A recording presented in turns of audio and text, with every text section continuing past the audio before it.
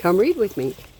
This is Violet, and I am reading from my second book, It Takes Two. A little bit me and a little bit you. This chapter is called The Mission, and this is Dell speaking. We finally went out on a mission. The mission was for our platoon to fly by helicopter to a designated village and set up an outpost or command post. Then we were to work recon patrols out of the command post. Actually, it was a company exercise, not a platoon exercise. The whole company went versus only one platoon. There are roughly 200 people in the company, 50 people in a platoon. So if the whole company goes, there are 200 people going. Whereas if a platoon goes, there are only 50 people that go. There were 4 platoons in a company. Approximately 50 people in a platoon, sometimes less but never more, depending on the availability of manpower. This particular mission was a whole company operation. We went to the helipads and they had 10 helicopters out there with 6 men to a helicopter. They had us all get into the helicopters and all 10 of them took off. It was called an eagle flight. We were helicoptered over to the designated village. They sat down and we got out. Then they went and got more troops and brought them in. They did this until we were all there. We got to the village and we were assigned a specific area to set up a perimeter and guard. We did that moving out through the village. We set up the perimeter with each platoon being given a certain section to guard. Each squad got a sector of that sector. Then, once everything was set up and our area was secure, the day was pretty well shot. So we sat there for the evening and pulled guard duty all night long. The next morning we went out on our first patrol. Every day after that we would go out on what they called sweeping recon patrols. Sometimes we would go out on a search and destroy mission. Sometimes we would just go out on a recon. A search and destroy mission is to search out the enemy and destroy them or their enemy fortifications.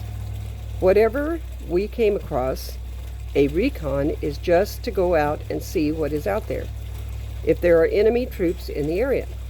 We did those missions usually for 3 or 4 days. Then we would fly back to camp. While we were in the villages, the little kids would come around. They weren't the least bit afraid of GIs. They would beg for candy, sea rations, or other kinds of handouts they could get from us. Most of the GIs were very congenial and liked the kids. We were more than happy to give them candy bars, crackers, or jelly from our rations. Some of the GIs were not so congenial because they were afraid.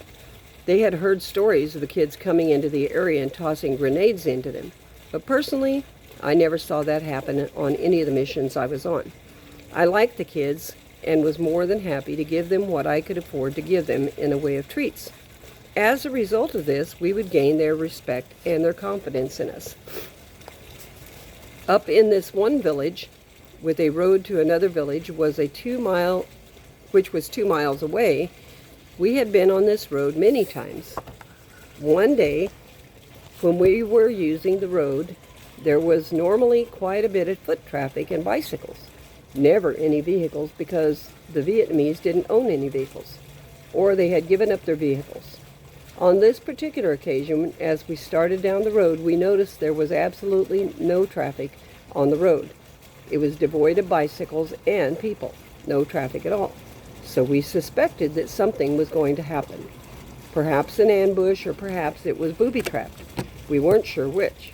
This was a platoon-sized operation. We started down the road because we thought the center of the road might be booby-trapped, which is where we normally walked. Our platoon leader informed us that we should go down the side of the road instead.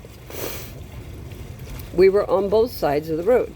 Part of us were on one side and the rest of us were on the other side of the road. We were all scattered out so that it would be hard to ambush 1 or 2 people at a time. We were moving along. One of the men, whose name is Bowers, stepped on a booby trap called a Bouncing Betty. As soon as he stepped off of it, it bounced into the air and blew his leg off.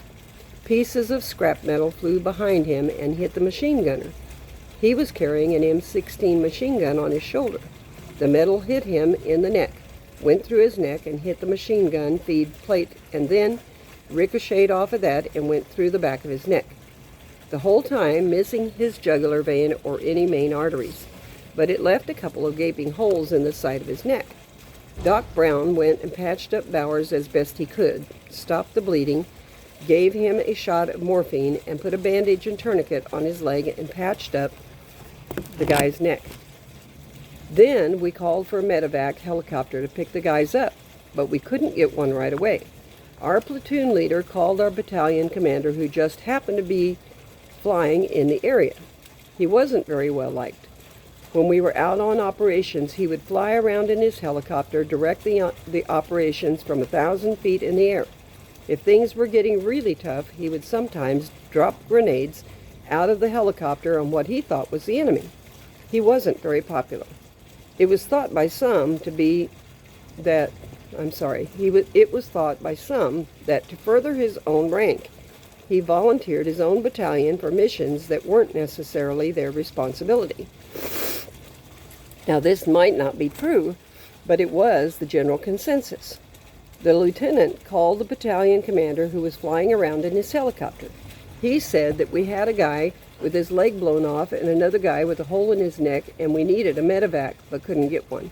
He asked him to bring his helicopter down and lift them up for us.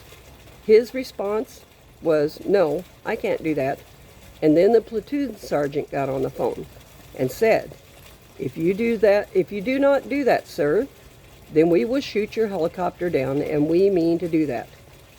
We had rockets, and these are little collapsible rocket launchers that could be aimed at a helicopter and shoot it down quite easily. So the battalion commander finally conceded and to drop the helicopter down and pick up the 2 wounded men. But his helicopter was not a Huey, so it couldn't carry more than 3 men at a time. So he had to stay with the platoon while the pilot took the 2 wounded men to the base. Then came later and picked him up. We got the men dusted off, and then we had no more problems. No booby traps, and never was ambushed. As soon as the booby trap was exploded and the dust-off was effected, we continued our mission. Then the people began using the road again. We went on quite a few missions that way.